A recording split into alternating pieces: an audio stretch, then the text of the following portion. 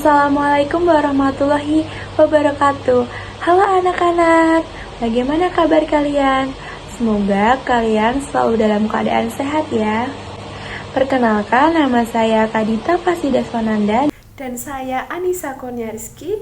Di sini kita akan menjelaskan materi IPAS pada fase B kelas 4 mengenai ragam bentang alam dan keterkaitannya dengan profesi masyarakat. Sebelum pada masuk penjelasan materi, saya akan menyampaikan tujuan pembelajaran pada materi kali ini.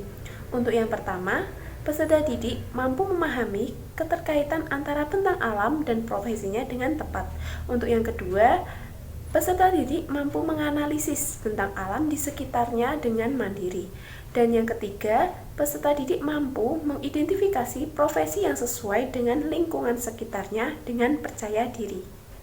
Oke, langsung saja masuk pada materi kita kali ini mengenai bentang alam. Bentang alam ada 3, yaitu pantai, dataran tinggi, dan dataran rendah.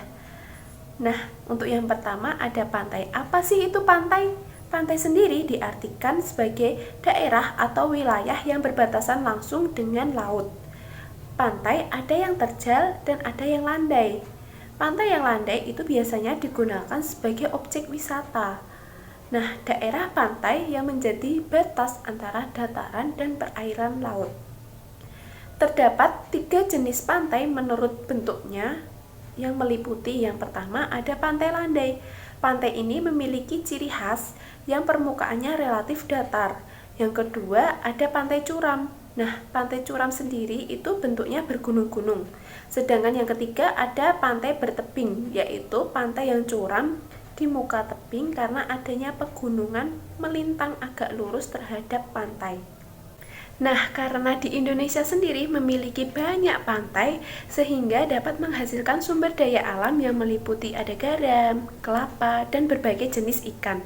Dari situ kita dapat mengetahui bahwa mata pencarian penduduk yang ada di pantai dapat meliputi seperti nelayan, petani garam, pemandu wisata, pengrajin souvenir, bahkan dari sektor pariwisata. Di sini saya akan menjelaskan tentang dataran tinggi. Dataran tinggi adalah permukaan bumi yang ketinggiannya 500 meter di atas permukaan laut.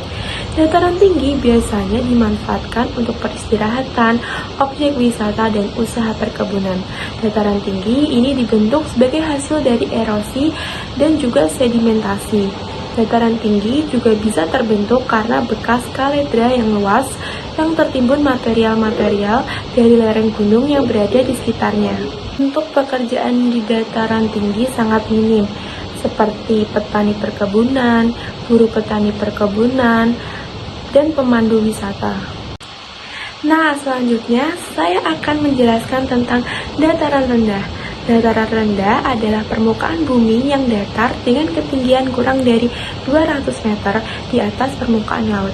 Pada umumnya, dataran rendah itu berada di pesisir pantai. Kondisi ekonomi masyarakat di dataran rendah umumnya lebih makmur dibandingkan yang hidup di dataran tinggi. Dari segi cuaca, dataran rendah memiliki curah hujan yang cukup tinggi. Contoh dataran rendah di Indonesia adalah dataran rendah Surakarta, dataran rendah Semarang, Madiun, dan Palembang. Pada umumnya pekerjaan di dataran rendah sangat banyak, seperti guru, petani, peternak, buruh, wirausaha, dan lain sebagainya. Nah, itu tadi adalah penjelasan tentang bentang alam dan profesi masyarakat di sekitarnya. Semoga video ini bermanfaat dan Assalamualaikum warahmatullahi wabarakatuh.